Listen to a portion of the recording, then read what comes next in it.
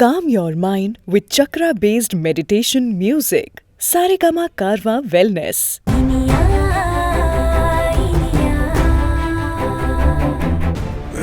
Corporate name, okay. Sir sir social மீடியால வந்துட்டு இருக்கிற வீடியோ பாருங்க சார். வீடியோவா? காலையில எவ்வளவு வேலை இருக்கு, அதை விட்டுட்டு சோஷியல் மீடியால வீடியோல பார்த்துட்டு இருக்கீங்க, என்னங்க சார்? இதெல்லாம் பார்த்தாதான் நாட்டு நடப்பு அப்பப்ப அப்டேட் பண்ணிக்க முடியும் சார். அதனாலதான் டைம் கிடைக்கிறப்பல நான் பாப்பேன் சார். இப்ப பார்த்ததுனாலதான் இந்த விஷயம் தெரிஞ்சது. உங்க மிஸ்ஸஸ் இனியா மேடம் பத்தின முக்கியமான விஷயம் வைரல் நியூஸ் ஆகிட்டு இருக்கு, பாருங்க சார். என்னங்க சொல்றீங்க? இந்தாங்க சார்.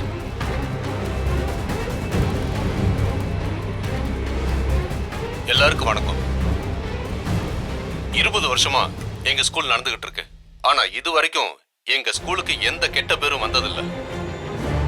ஆனா திடீர்னு இப்ப எழுந்த ஒரு விஷயம் காட்டு தீ மாதிரி பரவி எங்க ஸ்கூலுக்கு ரொம்ப களங்கத்தை ஏற்படுத்தி இருக்கு. ஸ்கூல் சேர்மன் இன்டர்வியூ கொடுத்திருக்கான். அவனுக்கு பின்னாடி திவ்யா மூர்த்திலாம் இருக்காங்க. இது இனியாவுக்கு தெரியுமா தெரியலையே. தேங்க்யூ. ஒரே நிமிஷத்துல தரவா? இட்ஸ் ஓகே சார், பார்த்துட்டே கொடுங்க சார். தேங்க்யூ. ஆனா இன்ஸ்பெக்டர் விக்ரமோட வைஃப் இனியா இந்த பொண்ணை தூண்டி விட்டு எங்க கிட்ட வந்து பிரச்சனை பண்ணி மீடியாவை வர வச்சு இன்டர்வியூ கொடுத்து ஒரு தேவையில்லாத கெட்ட பேரை எங்களுக்கு உண்டாக்கிட்டாங்க. இனியா பார்த்தாலும் தெரியலையே.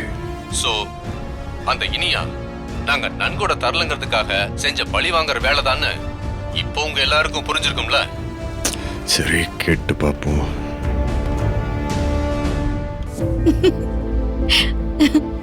பாவம் அமுதா சித்தி, தலையில வீங்குற அளவுக்கு கொட்டு வாங்கிருக்காங்க. நல்லா வேணும் அவங்களுக்கு. யாழ்னிய எவ்ளோ கஷ்டப்படுத்தினாங்க. கொஞ்ச நாள் அவங்களும் கஷ்டப்படட்டும், என்ன தப்பு இருக்கு?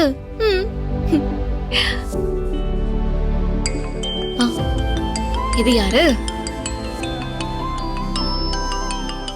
விக்ரம் தான் கால் பண்றாரு.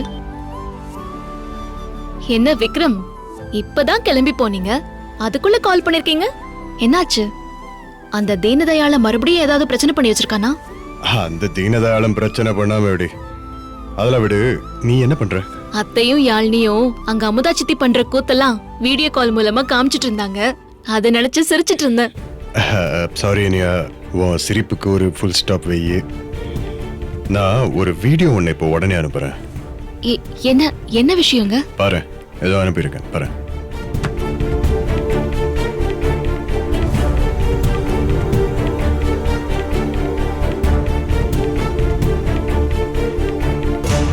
ஃபெயில் ஆன பொண்ணு இவளே நான் சரியா எக்ஸாம் எழுதல, அந்த மார்க்குக்கு ரீவேல்யூவேஷன் கேட்க மாட்டேன்னு ஒத்துக்கிட்டான். திவ்யா? இது திவ்யாவே நான் பரிச்சு எழுதுனதுக்கான மார்க் வந்திருக்கு, நான் ரீவேல்யூவேஷன் கேட்க மாட்டேன், இனியாதான் அப்படி கேட்க சொன்னாங்கன்னு கையெழுத்து போட்டு கொடுத்திருக்கா. அதான் இது. இல்ல, நான் ரீவேல்யூவேஷன் கேட்கல.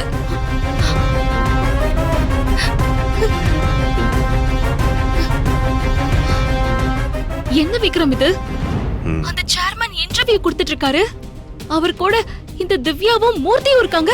அத உன்னை பார்க்க சொன்னேன். எதுக்கு இந்த பிரஸ் மீட்? என்ன விஷயத்தை பத்தி பேசுறாங்க? எதுக்கு திவ்யா அங்க போயிருக்கா? இனியா அவங்க உன்னை பத்தி தான் பேசுறாங்க, அதுக்கு தான் இந்த பிரஸ் மீட். ப்ளீஸ் டென்ஷன் ஆகாம பாரு. அவங்க என்ன வேணா பேசட்டும், அதை நாம அப்புறம் பாத்துக்கலாம். எதுவா இருந்தாலும் ப்ளீஸ் டென்ஷன் ஆகாத, டோன்ட் வரி.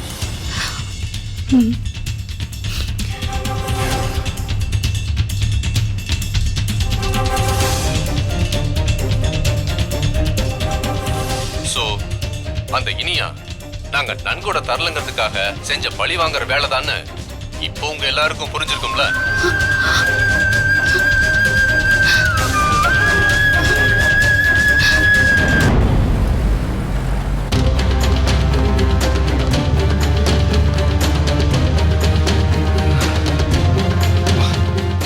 பணந்தாச்சு, நேரம் திறந்துருப்பாங்க.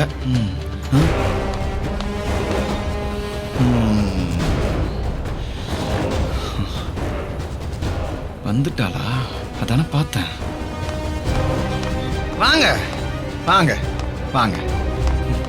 நீங்க வருவீங்கன்னு எனக்கு நல்லா தெரியும். ஏன் சோசியல் மீடியால நியூஸ பாத்தீங்களா? அப்படியே பார்த்ததும் கோபம் பொத்துக்கிட்டு வந்திருக்குமே. அப்படியே உச்சந்தாலையில ஜிவ்வுன்னு கோபம் ஏறி இருக்குமே. ஏய் மூர்த்தி, நான் உன்கிட்ட பேச வரல, நான் திவ்யா கிட்ட பேச வந்திருக்கேன். எங்க திவ்யா? திவ்யா, திவ்யா,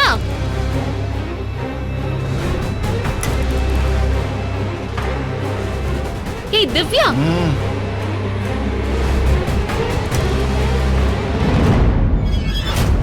மேடம், நீங்க யாரையும் பார்க்க முடியாது, கிளம்புங்க. ஏய் விலகி போயிடு, தொலைச்சிருவன் தொலைச்சு ஒன்ன. திவ்யா, ஏய் திவ்யா.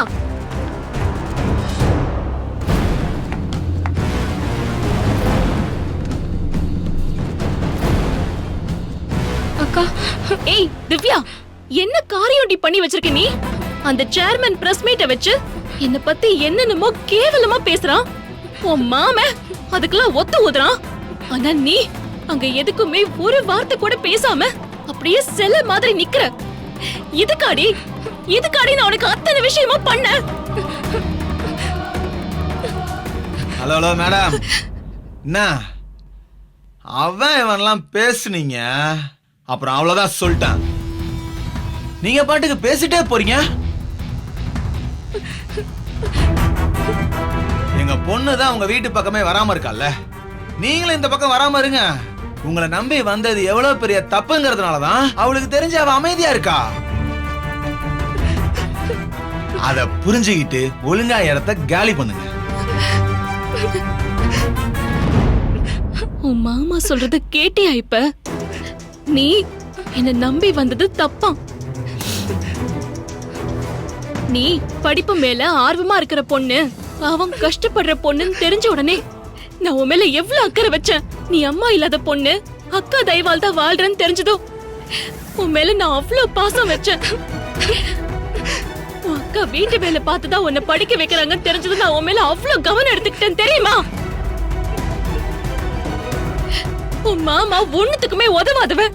உன்னை எங்கேயாச்சும் கொண்டு போய் விடுறதுக்கு ரெடியா இருக்கான்னு தெரிஞ்ச உடனே உன்னை பாதுகாக்கிறதுக்கு நான் எவ்வளவு தயாரா இருந்தேன்.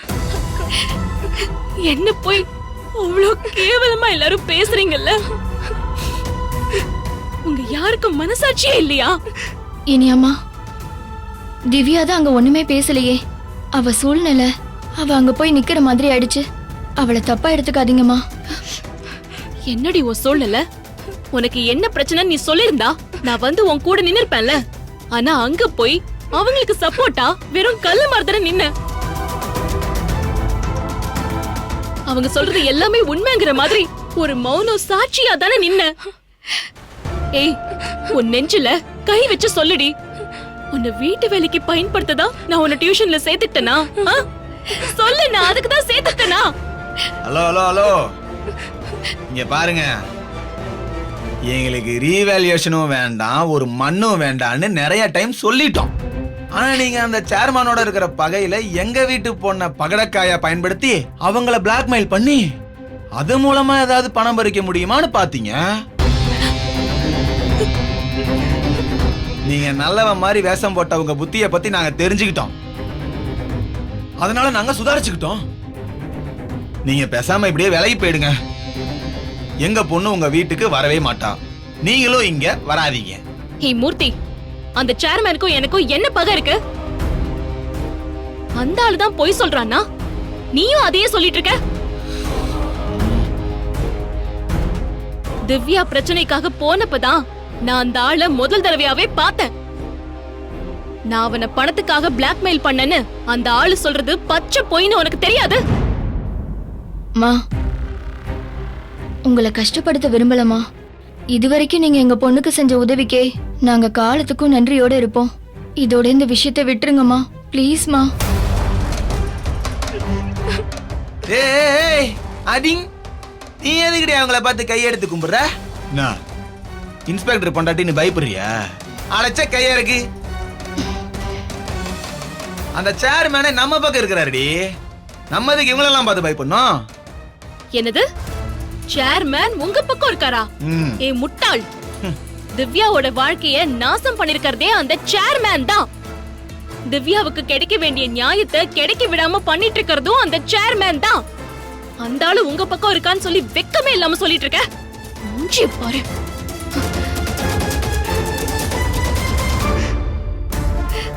ஏய் திவ்யா, அந்த பிரஸ் மீட்ல இப்படிதாண்டி நீ மௌனமா இருந்த. எல்லாரும் அவங்க சொல்றதுதான் உண்மை நம்புனாங்க. இப்போ உன் மாமா கண்டபடி பேசிட்டு இருக்கான். இப்பவும் நீ மௌனமாவே இரு. அப்பதாண்டி இதையும் உண்மைன்னு சொல்லி இந்த உலகம் நம்பும். உனக்கெல்லாம் பாடம் சொல்லி கொடுத்தேனே, என்ன சொல்லணும்? உன் மேல அக்கறை வச்சதுக்கு இப்ப நான் நல்லா அசிங்கப்பட்டுட்டு இருக்கேன். என் அக்கறைய உன்னாலேயே புரிஞ்சுக்க முடியலங்கிறப்போ அப்புறம் நீ எக்கேடு கெட்டு போனா எனக்கு என்ன? அக்கா,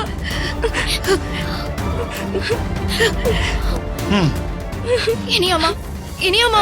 ஏய், நான் உன் தங்கச்சிக்கு சூடு போட்டு தான் கையெழுத்து போட வச்சேன்னு சொல்ல போறியா?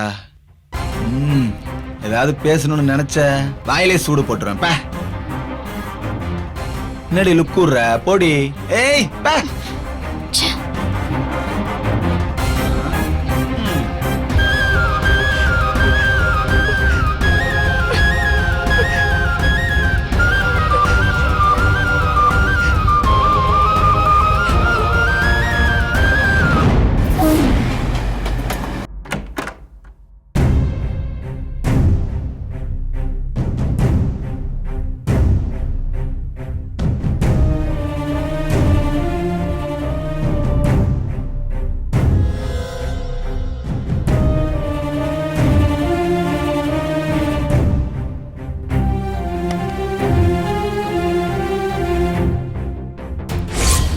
அதனால என்கிட்ட பணம் பறிக்கிறதுக்காக திவ்யா பிரச்சனையை கையில் எடுத்திருக்காங்க.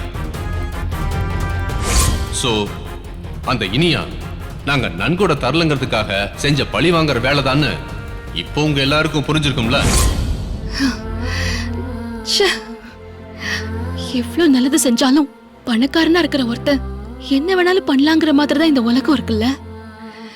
ஒரே நாள்ல சோசியல் மீடியால என் பேரையே கெடுத்துட்டானே.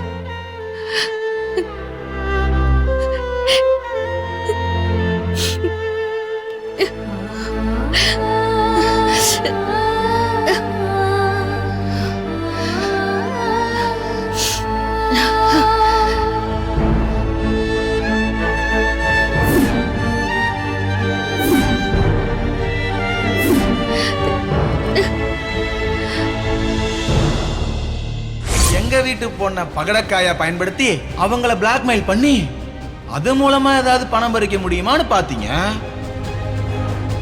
நீங்க நல்லவன் மாதிரி வேஷம் போட்ட உங்க புத்திய பத்தி நாங்க தெரிஞ்சுக்கிட்டோம்.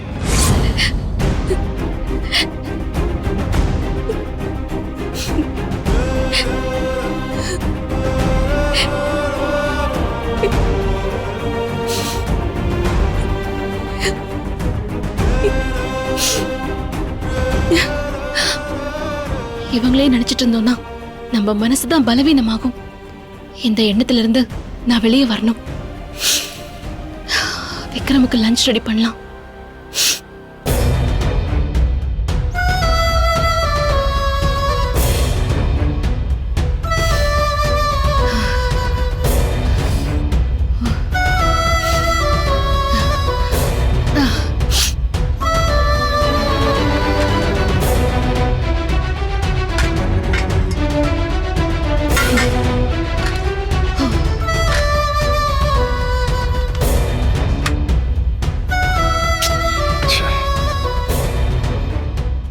மாயா கேஸ் ஒரு முடிவுக்கு வர மாட்டேங்குது. எப்படியாவது அவளையும் தீனாவையும் பிடிச்சி தோலை உரிக்கணும்.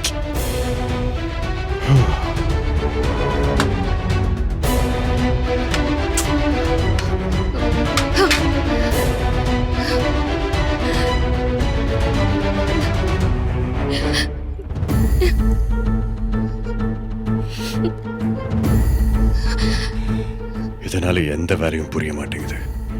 இனியா வேற அந்த சேர்மனுடைய வீடியோ பார்த்துட்டு என்ன மனநிலையில. சரி, ஓகே. கிருஷ்ணன் சார், சுபாஷுங்க அவர் ஏரியா விசிட் போயிருக்காரு சார்.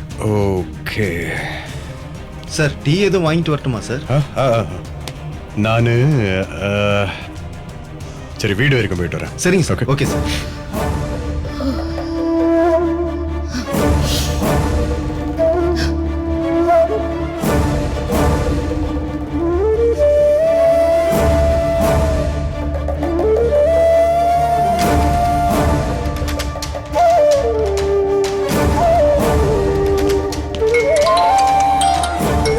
Hey.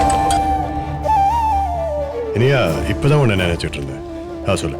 ஏன் விக்ரம் எல்லாமே எனக்கு எதிராவே நடக்குது? எப்படி எல்லாராலையும் இப்படி பேச முடியும்? நான் அப்படி என்ன தப்பு பண்ண? பிரஸ் மீட்டை பார்த்துட்டு ஸ்ட்ரெஸ்டாக தான் இருப்பேன்னு தெரியும். நானே வீட்டுக்கு கிளம்பி வரலான்னு தான் இருந்தேன். அதுக்குள்ள நீயே கால் பண்ணிட்ட. விக்ரம், அந்த சேர்மன் என்ன பத்தி சோஷியல் மீடியால கொடுத்த இன்டர்வியூவை பார்த்துட்டு நான் திவ்யா வீட்டுக்கு போயிருந்தேன். அங்க திவ்யாவோட மாமா என்னெல்லாம் பேசினா தெரியுமா? நான் திவ்யாவை யூஸ் பண்ணி அந்த சேர்மேனை பிளாக்மெயில் பண்ணி பணம் பறிக்கிறதுக்காக தான் நான் இந்த வேலையெல்லாம் செஞ்சேனா. இப்பதான் என் புத்தி என்னங்கிறது அவருக்கு தெரிஞ்சுதான். நான் நல்லவ மாதிரி வேஷம் போடுறேனா இப்படி எல்லாம் வாய்க்கு வந்த மாதிரி சொல்றான் விக்ரம். இனியா இனியா அவன் ஒரு பொறுக்கி ராஸ்கல், குடிகாரன். அவன் சின்ன பொண்ணு திவ்யாவை கூட்டிட்டு போய் தப்பான ஆள்கிட்ட வேலைக்கெல்லாம் சேர்த்து இவனை அவெல்லாம் ஒரு ஆளு, அவன் பேச்செல்லாம் கேட்டு நினைச்சு வருத்தப்படலாமா? என்னது இது? அவன் பேசினது கூட எனக்கு பெருசா தெரியல விக்ரம். ஆனா நம்ம திவ்யா அவளும் அங்கதானே இருந்தா. ஒரு வார்த்தை இனி அக்காவை அப்படி பேசாதீங்க, அவங்க அப்படிப்பட்டவங்க இல்லைன்னு அவ சொல்ல வேண்டாமா? அவ அப்படியே நிக்கிறா, கல்லு மாதிரி நிக்கிறா. என் மனசு எப்படி உடைஞ்சு போச்சு தெரியுமா? இனியா அவ பாவம். அவ சிச்சுவேஷன் என்னன்னு நமக்கு தெரியாதுல்ல. நாம வெளியிலேருந்து பார்க்கறோம். ஆனா அவ வீட்லயே என்னென்ன நெருக்கடியெல்லாம் சந்திக்கிறாளோ, எத்தனை சித்திரவதை அனுபவிச்சுட்டு இருக்காளோ நமக்கு தெரியாதுல்ல. அதை எதிர்த்து சண்டை போட வேணாம் விக்ரம், அது அவளால முடியாதுன்னு எனக்கு தெரியும்.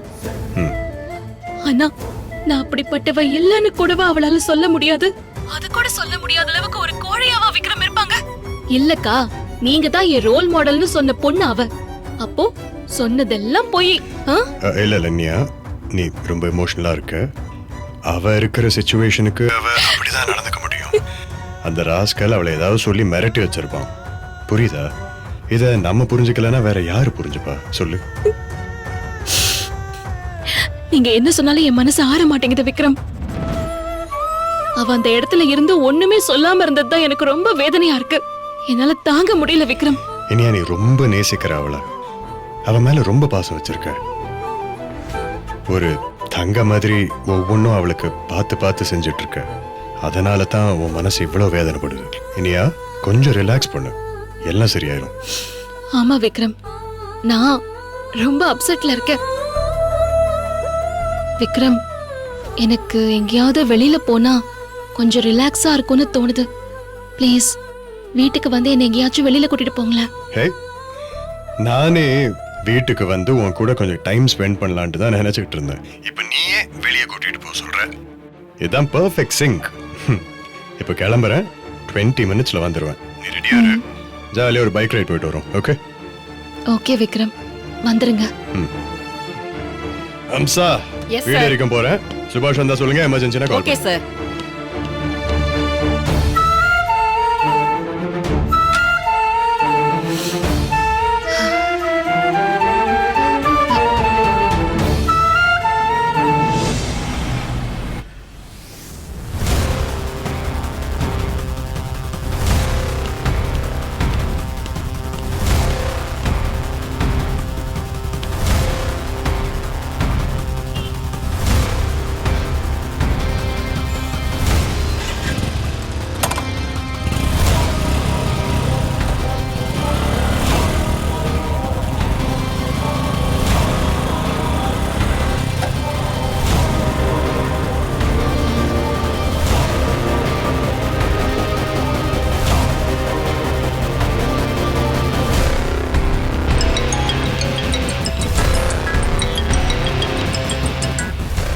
சொல்லுமணி. சார், அந்த இன்ஸ்பெக்டர் விக்ரம் ஸ்டேஷன்ல இருந்து கிளம்பிட்டான் சார். நிஜமாவே அவன் பைக்ல தானே போறான்? ஆமா சார். அவன் மட்டும் தான் போறானா இல்ல கான்ஸ்டபிள்ஸ் யாராவது போறாங்களா? இல்ல சார், அவன் மட்டும் தனியா தான் போறான். அப்ப துரை பொண்டாட்டியை பாக்குறதுக்கு வீட்டுக்கு கிளம்பிட்டாரு போல. சரி நீ போன வை, நான் பாத்துக்கிறேன். சரி சார், ஓகே. பொழுது சாயறதுக்குள்ள பொண்டாட்டிய பார்க்க போறியா? நீ வீட்டுக்கு போய் உன் பொண்டாட்டிய பார்க்க முடியாது. அவதான் உன்னை பார்க்கறதுக்கு ஜெயிலுக்கு வர போறா.